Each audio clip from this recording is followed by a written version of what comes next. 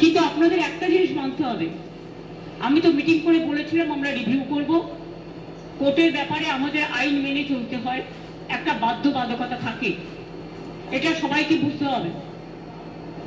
এবং আমাদের দিক থেকে আমরা রিভিউ পিটিশন করেছি, যদি রিভিউ পিটিশন অ্যালাউ করে ভালো কথা।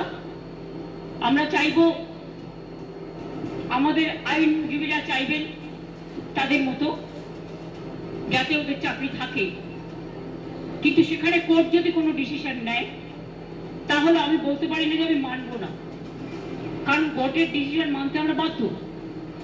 কিন্তু সেক্ষেত্রে এখনো পর্যন্ত কারো মাইনে বন্ধ হয়নি, এমনকি গ্রুপ সি গ্রুপ টি যারা টাকা পাবে না তাদের জন্য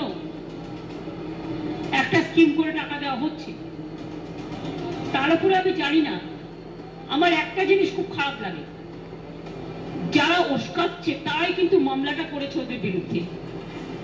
চাকরিগুলো কিন্তু আমাদের জন্য যায়নি, চাকরিগুলো যাদের যাবার পথে দাঁড়িয়েছে সেটার জন্য দায়ী যারা, আমি তাদের বলবো এটা না করলেই পারতেন। যারা চাকরি খাতের গুরুরা যদি রাজনীতির ঊর্ধ্বে থেকে তারা সমাজকে সেবা করুন,